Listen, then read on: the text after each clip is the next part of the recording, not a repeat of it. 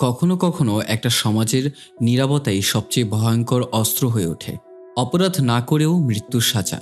নিজের গ্রামে নিজের স্বামী আর সন্তানদের চোখের সামনে এক নারীকে পাথর ছুঁড়ে হত্যা করা হয়, আর মানুষ তারা দাঁড়িয়ে থাকে চুপ করে, যেন সেই নীরবতাই ন্যায় বিচার। তার নাম ছিল সুরায়া, যার একমাত্র অপরাধ সত্যের পাশে দাঁড়ানো। কিন্তু মিথ্যার জালে, ধর্মের ভুল ব্যাখ্যার সুযোগে তাকে বানানো হয় এক অপরাধী, যার বিচার লেখা ছিল আগেই পাথরের প্রতিটা আঘাতে। এই গল্প শুধু এক নারীর নয়, এটা সেই সমাজের মুখোশ খুলে দেওয়া আয়না, যেখানে মানুষ ন্যায়ের বদলে বেছে নেয় অন্যায়কে। সত্য ঘটনার ওপর ভিত্তি করে নির্মিত দ্য স্টোনিং অফ সোরায়া এম 2008 সালে মুক্তিপ্রাপ্ত এই সিনেমা তুলে ধরেছে নারীর প্রতি নির্যাতন, ধর্মের অপব্যাখ্যা আর সমাজের অন্ধ অন্যায়ের এক নির্মম প্রতিচ্ছবি। সিনেমাটা তৈরি হয়েছে সাংবাদিক ফ্রেদুন সাহেবজামের লেখা বই দ্য স্টোনিং অফ সোরায়া এম থেকেই, যা 1986 সালে ইরানে ঘটে যাওয়া এক বাস্তব ঘটনার ওপর ভিত্তি করে লেখা। তাছাড়া কেমন আছো তোমরা সবাই? আশা করি সবাই খুবই ভালো আছো। সাথে আছি আমি Emon, and welcome to my channel Sinehal. তাছাড়া বুঝতেই পারছো, আজকের মুভিটা কোনো হরর মুভি নয়, বরং এটা হরর মুভির চেয়েও বেশি ভয়ানক। এবং এবার জানা যাক কি এমন ঘটেছিল সুরায়ার জীবনে। ইরানের এক প্রত্যন্ত গ্রাম, যেখানে উন্নতির আর আধুনিকতার ছোঁয়া এখনও লাগেনি। এটা ছিল ইসলামিক বিপ্লবের পরের সময়। গ্রামের জীর্ণসরু পথ আর নির্জন জনপথের আড়ালে সবার চোখ এড়িয়ে লুকিয়ে লুকিয়ে কোথাও যাচ্ছিল জোহরা। এদিকে সাংবাদিক ফ্রেদুন নিজের গাড়ি নষ্ট হয়ে যাওয়ায় কিছুক্ষণ গাড়িতে বসে অপেক্ষা করে এবং এরপর সামনে বেরিয়ে পড়ে সাহায্যের সন্ধানে। সামনেই একটা লোকাল বাসকে কাছাকাছি আসতে দেখে থামিয়ে সেটাই উঠে পড়ল। জোহরা সবাইকে লুকিয়ে পাহাড়ি ঝর্ণার পাশে মাটিতে কারো কাপড়ের সাথে পাওয়া কোনো একটা জিনিস নিয়ে ঝর্ণার পরিষ্কার পানিতে ধুতে শুরু করলো। তার চোখে রাগ আর ক্ষোভের মিশ্রণ, যেন পরিবেশের সাথে ঠান্ডা হয়ে আছে। মাটি থেকে কুড়োনো হাড়গোড় আর জিনিসগুলো ধুয়ে কবর দিয়ে জোহরা কিছুক্ষণ চুপ করে দাঁড়িয়ে রইল সেখানে। পরক্ষণেই পাশের রাস্তায় লোকাল বাসের সাথে কারো নষ্ট গাড়ি বাঁধা অবস্থায় গ্রামের দিকে যেতে দেখে জোহরা। মাথায় কাপড় জড়িয়ে কোনো একটা ক্ষীণ আশার আলো বুকে নিয়ে চলে গেল। ফ্রেদুন গ্রামের এক মেকানিকের কাছে নিজের গাড়িটা সারাতে দিল। মেকানিক সুযোগ বুঝে গাড়ি সারাতে বেশি সময় আর টাকাও নিয়ে নিল।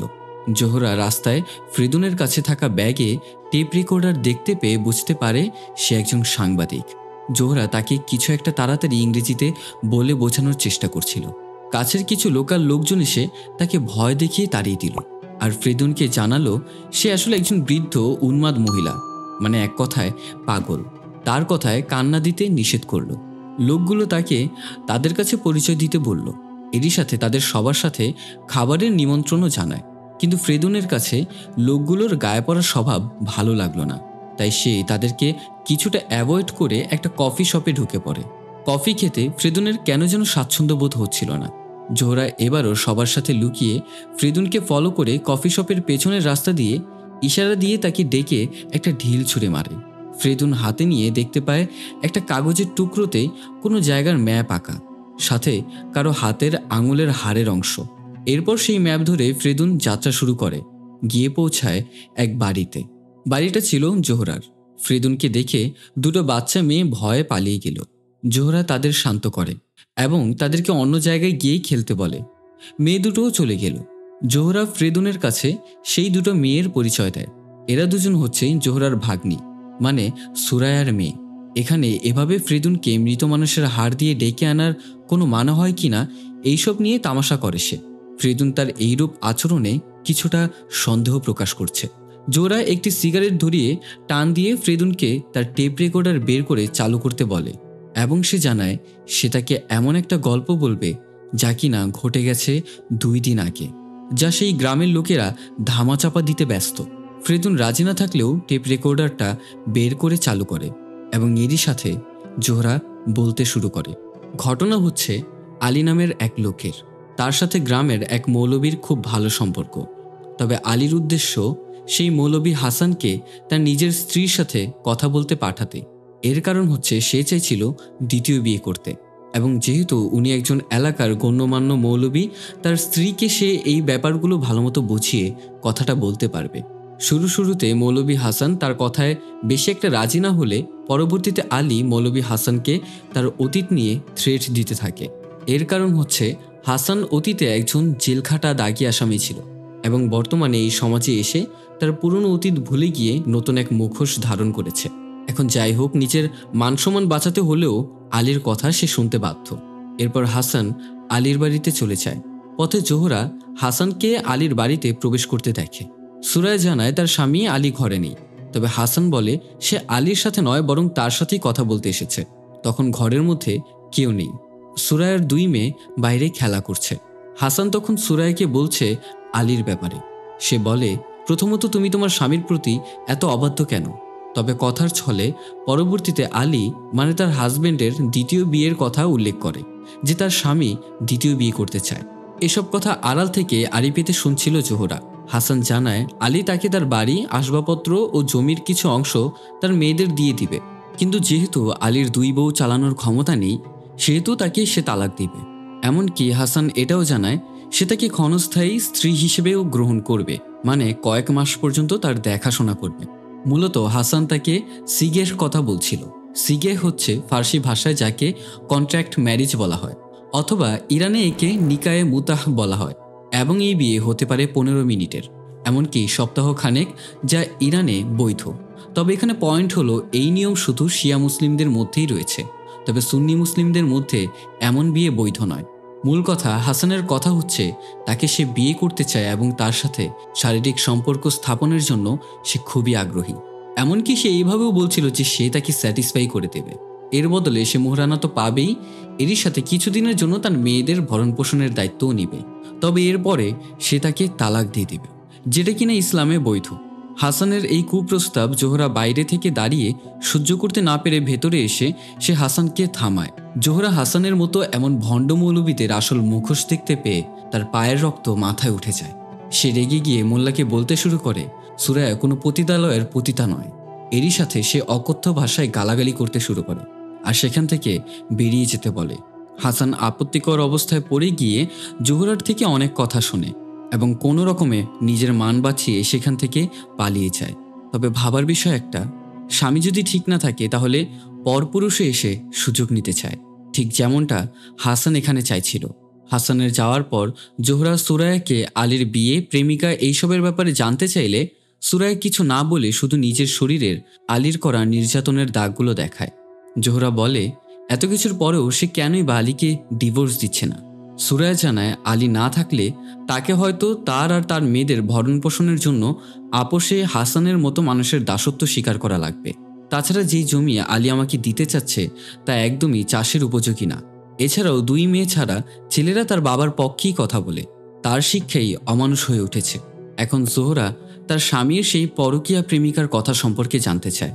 সুরায়া তাকে জানায় আলী যেই জেলে কাজ করে সেখানে এক মৃত্যুদণ্ডপ্রাপ্ত আসামি, একজন ডাক্তারের 14 বছর বয়সী একটা মেয়ে রয়েছে যার নাম মেহেরি। আলী তার বাবাকে জেল থেকে মুক্তি দেওয়ার বিনিময়ে সে তার মেয়েকে বিয়ে করতে চাচ্ছে। এখন রাতে সুরায়া তার ছেলে মেয়েদের সাথে খাবার খাচ্ছিল। এমন সময় আলী সকালের ঘটনা নিয়ে সুরায়া কেন তাকে তালাক দিবে না সেই সব নিয়েই চিৎকার চেঁচামেচি শুরু করে। মেয়েরা ভয় পেয়ে মায়ের কোলে লুকালেও ছেলেরা বাবার সাথে শহরে যেতে খুবই আগ্রহী। মায়ের কাছে জানতে চায় কেন সে বাবার কথা শুনছে না।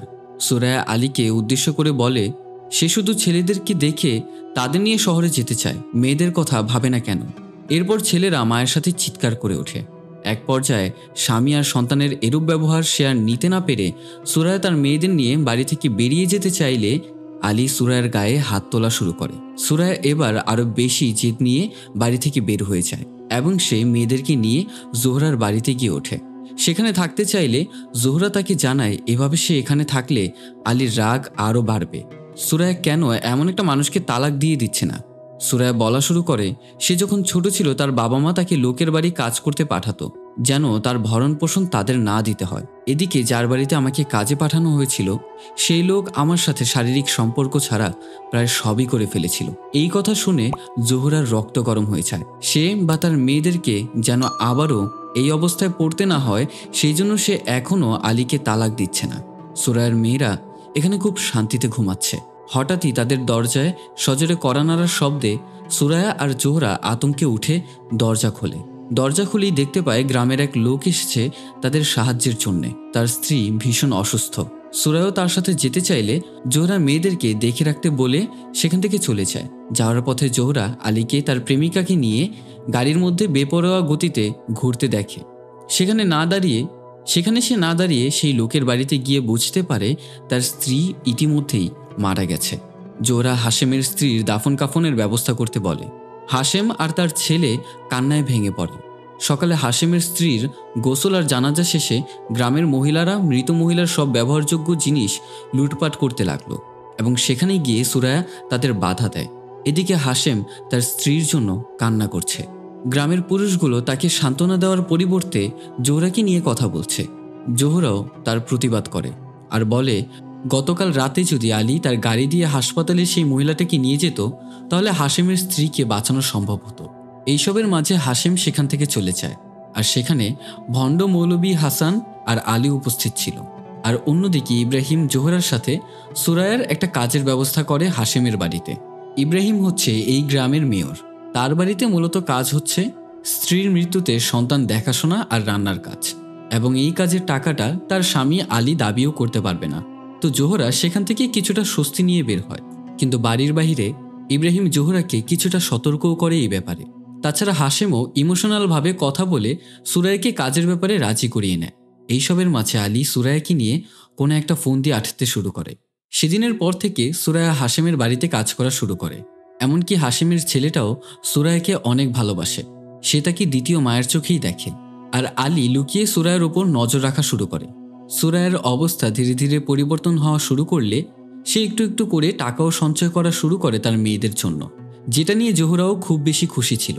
এদিকে আলী তার ছেলেদের আশ্বাস দেয় যে তাদের শহরে নিয়ে যাবে, আর মৌলভী হাসানের সাথে পরিকল্পনা করে এখন কি করা চায়। আলী বলতে থাকে সুরায়ের সাথে দিন দিন হাশেমের একটু ভালো সম্পর্ক দেখা যাচ্ছে না। মৌলভী হাসান তার এই কথার ভঙ্গিটা কিছুটা হলেও আঁচ করতে পেরেছে। মানে আলী বোঝাতে চাচ্ছিল সুরায়কে বদনাম করতে, কিন্তু হাসান সুরায়ের পক্ষ নিয়ে কথা বলে যে না, আর যাই হোক সুরায়া কখনো এরকম কাজে জড়িত হতেই পারে না। কিন্তু আলীর কাছে সুরায়ার এই সুখ সহ্য হচ্ছিল না। সে বলছিল হাশেমের বাড়িতে কাজ করে হাশেমের স্ত্রী না থাকার সুযোগ নিচ্ছিল সুরায়া, এবং এই বিষয়টাই আলী কোনোভাবে প্রমাণ করবে। এবং এই ধরনের পরকীয়ার শাস্তি হচ্ছে খুবই ভয়ানক, যেটা কিনা ইরানের আইন অনুযায়ী পাথর মেরে সেই নারীকে হত্যা করা হবে। তবে হাসানের কথা হচ্ছে সুরায়া তো এখন কাজ করতেও শুরু করেছে, কিছুদিন পর তার অবস্থা একটু ভালো হলে সে তোমাকে এমনিতেই ডিভোর্স দিয়ে দেবে। তবে হাসানের কথা হচ্ছে সে যদি আমাকে ডিভোর্স দেয় তাহলে আমাকেই টাকা দিতে হবে তাকে। তাছাড়া তার ডিভোর্স দিতে দিতে খুবই দেরি, কিন্তু এত দেরি আমি সহ্য করতে পারবো না। আলী ভালো মতো জানত পরকীয়া আর ব্যভিচারের শাস্তি ইসলামিক আইন অনুযায়ী কোমর পর্যন্ত মাটিতে পুঁতে তাকে পাথর নিক্ষেপ করতে করতে হত্যা করা, যা পুরুষ ও নারী উভয়ের জন্যই সমান। সকালে জোহরা বাজারে গিয়ে জানতে পারে রাতারাতি সুরায়ের নামে হাশেমকে জড়িয়ে বদনাম গ্রাম জুড়ে রটিয়ে দেওয়া হয়েছে। বিষয়টার ভয়াবহতা অনুমান করতে পেরে জোহরা আতঙ্কিত হয়ে ওঠে। এদিকে এই সব বিষয় থেকে বেখবর সুরায়া। সে তার মেয়েদের সাথে খুব সুন্দর মুহূর্ত কাটায় আর রোজকার মতো হাশেমের বাড়িতে কাজ শেষে তার ছেলেকে ঘুম পাড়িয়ে হাশেমকে সবটা বুঝিয়ে দিয়ে চলে আসতে চাইল।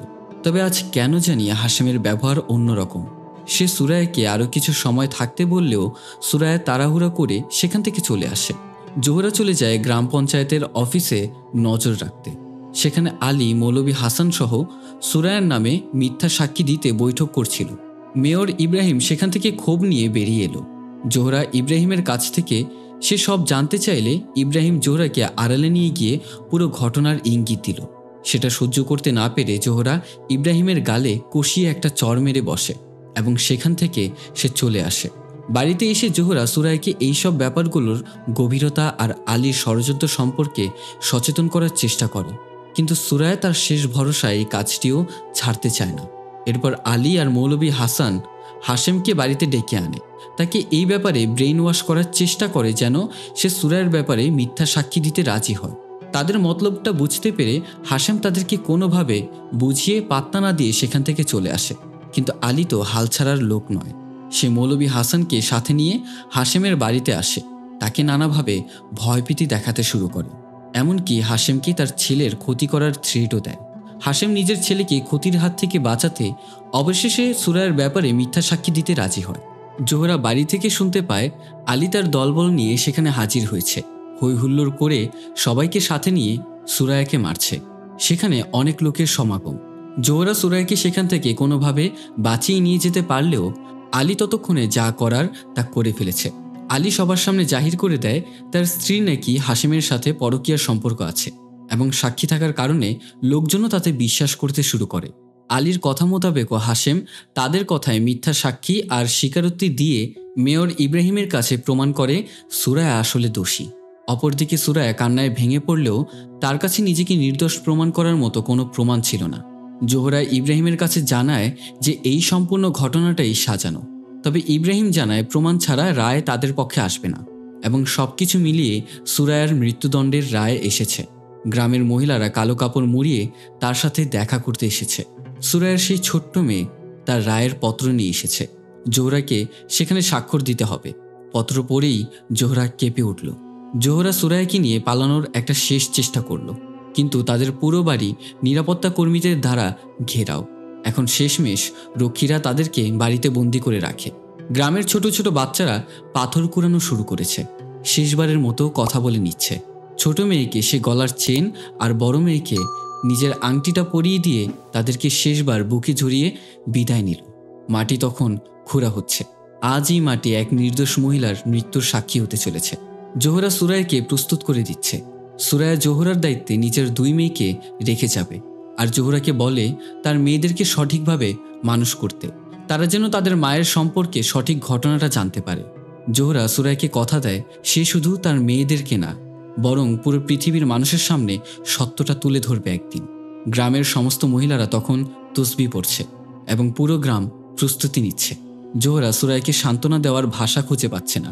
সুরায়া বলে সে মৃত্যুকে ভয় করছে না, ভয় হচ্ছে তার দিকে ছোড়া পাথরগুলোকে, যার সাথে নিজে আঘাতে জর্জরিত হবে আর সেই পাথরের ঢিলে সত্যটা ধামাচাপা পড়ে যাবে।